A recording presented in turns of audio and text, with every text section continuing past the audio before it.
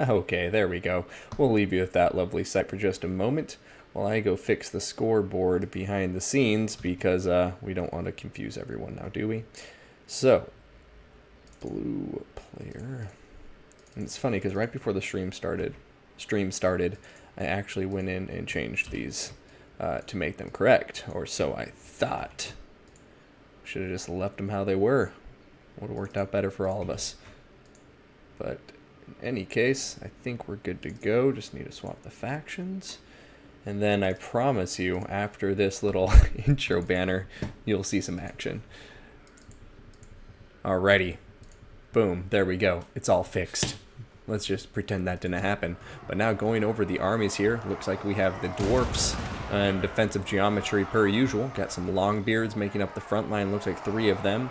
Then we have Longbeards with great weapons, 2 of them in the back line, and then 2 Dwarf Warriors holding down the rear, Slayers in the center, 2 units of Thunderers, 1 unit of Thunderers, and 1 unit of Iron Drake Trollhammer Torpedoes. Then we're going to have Felix, as well as Thorgrim Grudgebearer, and yeah, so he's going to have his typical loadout and the healing on top of Felix.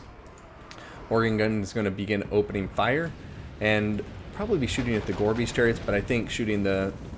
Well, no, this is Marauders with great weapons. Definitely don't want to be shooting them. I thought they were Warriors with great weapons at first.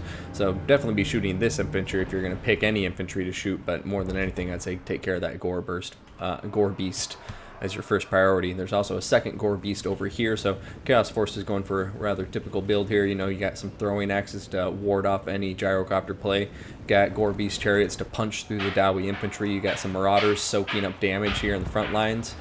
These Chaos Marauders are great weapons taking the brunt of the organ gun, which is honestly a net win for the Chaos Forces, but look at that, now they're getting 2-for-1 shots through these Berserkers into them. But yeah, the Chaos Warriors... probably they'll do well in the combat initially, but it's really going to come down to if the monsters and chariots can get dealt with by the Dowie. If the monsters and chariots are dealt with, I think the Dowie win this, because the Pete Gate Guard back here should be able to crush some of these Chaos Warriors with great weapons on top of the hero squad. But if the chariots are in there doing rear charges, putting a ton of pressure on the dwarf forces from the flanks, then there's just not a snowball's chance in hell as far as I'm concerned. But we will see here, I mean, Sartorial and the Dragon Ogre Shaggoth both getting in the back lines very quickly, trying to take care of these Thunderers. Slayers are getting in combat with them, so they'll want to be careful, but simultaneously we see Chaos Warriors with great weapons getting in there.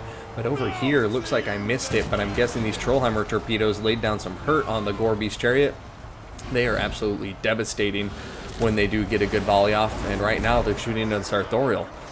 Looks like they're going to change their target to the Dragon Ogre, which I 100% agree with. Sartorial has 50% missile resistance, so always good to avoid shooting him when there's other large targets that could probably be more effectively engaged with it.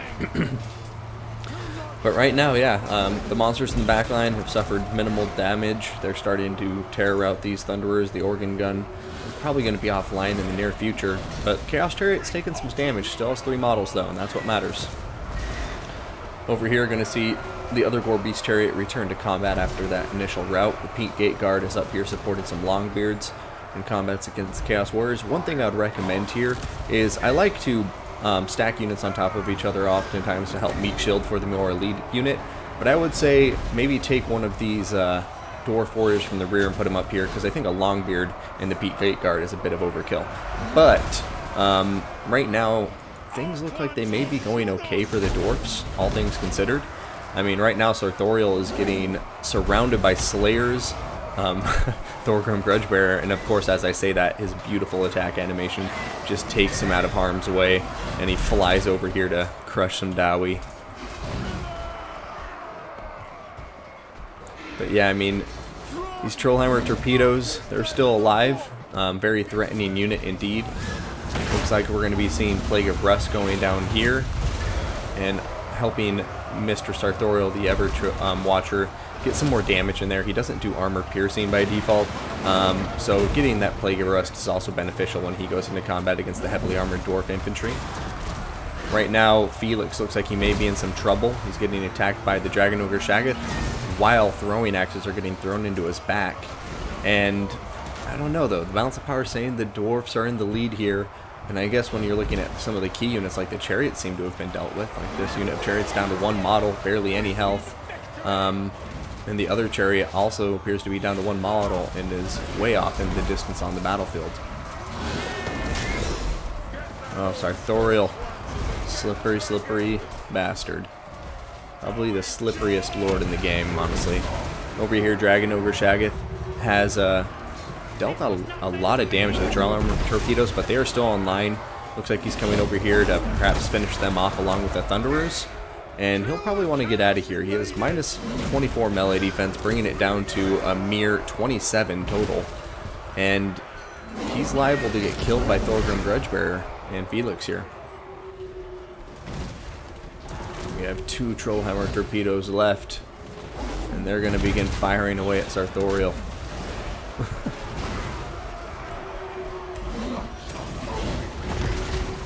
Right here, Dragon Ogre versus Thorgrim Grudgebearer.